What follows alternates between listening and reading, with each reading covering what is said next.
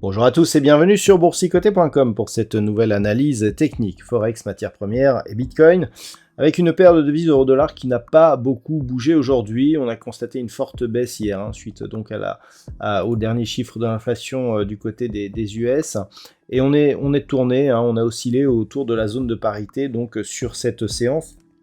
Donc pas grand chose de nouveau en fait, on est sur une configuration assez similaire, à savoir ici des cours qui ne parviennent pas à repasser durablement au-dessus des 1,0120 avec une zone d'équilibre ici sur, je dirais, le niveau de parité.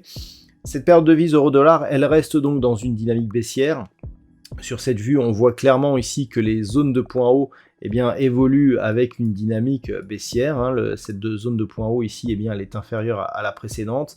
Et donc, si on vient marquer des nouveaux points bas significatifs, on continuera à osciller sur des niveaux qui pourraient se rapprocher ici des 0,97. Donc pour l'instant, pas de retournement. On est toujours ici dans une phase qui se neutralise d'un point de vue très court terme, mais dans une tendance de fond ici qui est clairement orientée à la baisse, avec donc une réactivation possible de cette dynamique en cas de rupture ici de cette zone de support intermédiaire proche des 0,9880. Sur la paire de devises livre sterling contre dollar américain, on est toujours dans une phase de neutralisation suite à l'atteinte ici de cet objectif qui était lié à une extension de Fibonacci du précédent rebond technique. Donc on est toujours ici dans un mouvement qui est très technique puisque comme on peut le voir sur ce graphe, on a marqué ici ce rebond qui n'a donc pas invalidé la tendance de fond. On est venu casser ici la zone de point bas, donc là on valide le retracement à 100% et en franchissant de manière assez directe et surtout en validant ici l'ancienne zone de support comme résistance, c'est là que l'on avait émis la possibilité d'avoir cet objectif sur une extension de Fibonacci. Bon, là où on voit que le marché est très technique malgré la volatilité actuelle, c'est qu'on est juste venu ici tester cet objectif avant de rebondir.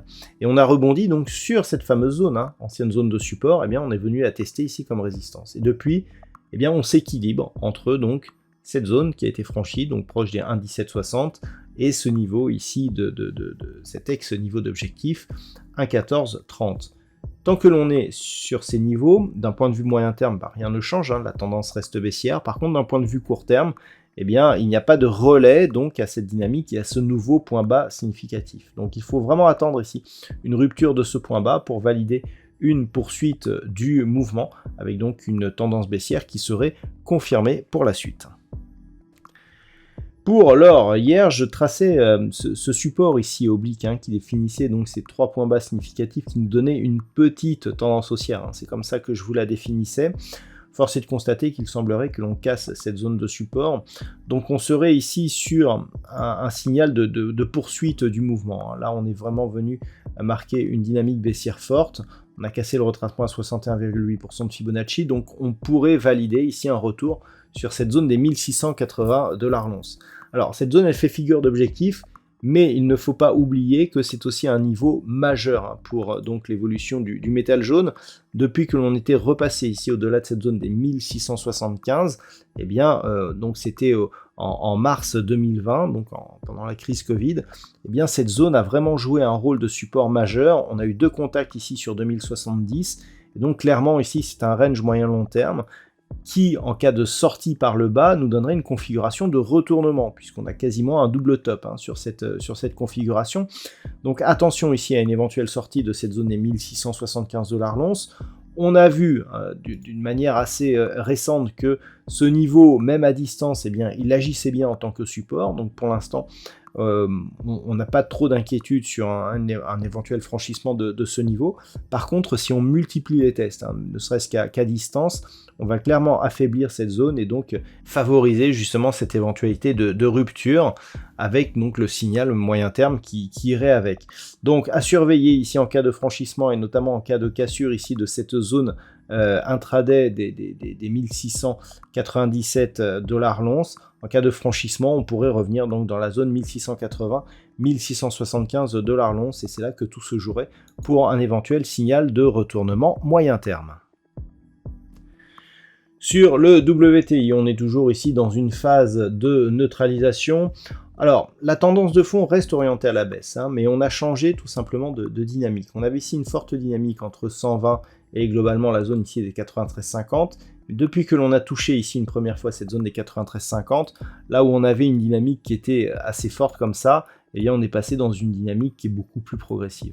Et donc on est toujours dans cette tendance, on le voit d'un point de vue global, on continue ici à observer des points hauts toujours de plus en plus bas, de nouveaux points bas, ce qui a été confirmé d'ailleurs par la cassure de la zone des 84 $ le baril sur le WTI, et donc des points hauts ici qui sont de plus en plus bas. Donc clairement, tant que l'on est ici dans cette dynamique, eh bien on peut attendre une poursuite du mouvement.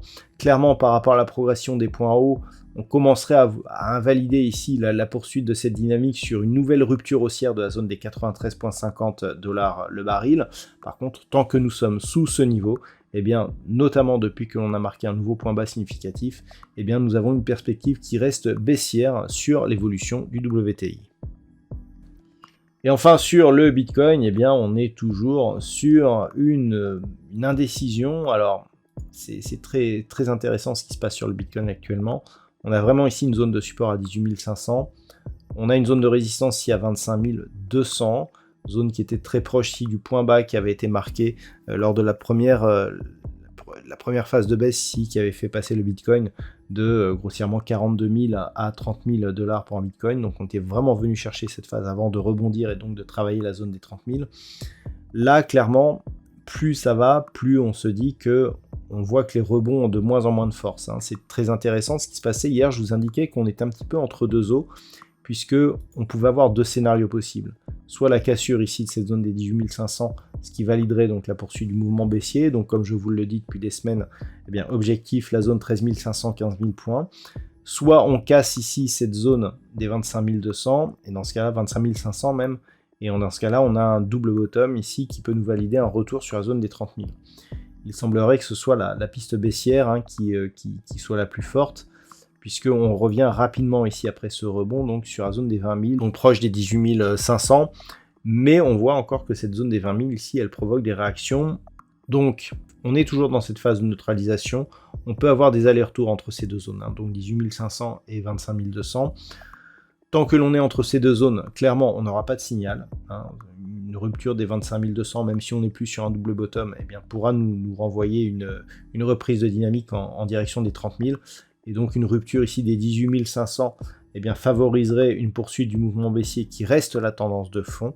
Et tant que nous sommes entre les deux, on peut avoir beaucoup d'allers-retours, on n'a plus de signal directionnel sur cette crypto-monnaie. Voilà donc ce que l'on peut dire sur l'analyse technique de ces principaux actifs Forex, matières premières et Bitcoin. Je vous souhaite de passer une très bonne soirée. On se retrouve donc dès demain pour d'autres analyses techniques, toujours sur le site boursicoté.com.